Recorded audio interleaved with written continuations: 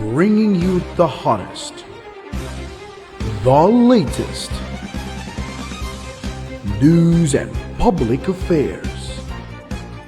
Balita nga malapit sa pumuluyo, adlaw-adlaw. Daily News Central. Mga kadili, ika-43 nga kaywatan sang Pasalamat Festival sang La Carlota City.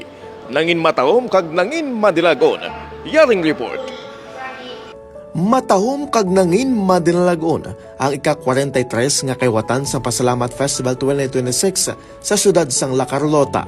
Sa press conference nga ginpatigayon sa 18 Cafe sa siyudad sang La Carlota, ginatagan dari sang kaygayonan nga magpamangkot ang mga katapos ng media gikan sa Negros Occidental, lakip na ang Bacolod City.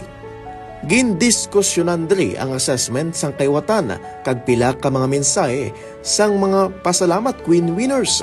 I believe that as I carry this crown, I not only carry how things were in our generation, because I want to be remembered as a queen who is close to her roots, who is remembering what is the true identity of being a Lacarlotense. Lubos naman nga nagapasalamat ini sa mga katapos ng media para sa pagpalapnag sang matahom nga kaywatan sa syudad.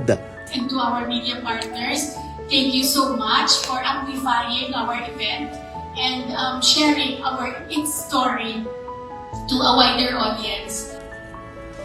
Ginpakigbahin man sa mga mangkasanon queens ang ila personal nga kabudlayan halin sa pag-ensayo tub-tub sa tagsa ka mga performance ni. Thank you everyone sa pagsubaybay sa aming journey as your Pasalamat Festival Queens. Nagatag naman sang iya mensahe sa Jillian Rezaga nga amo ang ginkoronahan bilang Pasalamat Queen 2026 sa mga aspirants nga mga kandidata sa masunod nga kaywatan sang Pasalamat Festival sa La Carlota City. So to all of the aspiring candidates, the son, I want you all to know it is really worth it to give it a try and just give it your best, because at the end of the day, even without a crown, you will still have a knowledge nga makarry mo all throughout your life.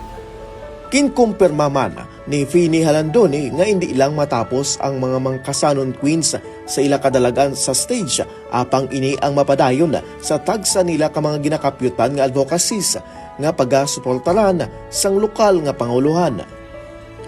Ang Pasalamat Festival 2026 ng La Carlota City ang nangin mapuno sang kalipay kag kasadyan ilabi na sa mga tumalambong pagpasundayag sang tagsa ka mga talento kag pagpauswag sang ekonomiya sang syudad.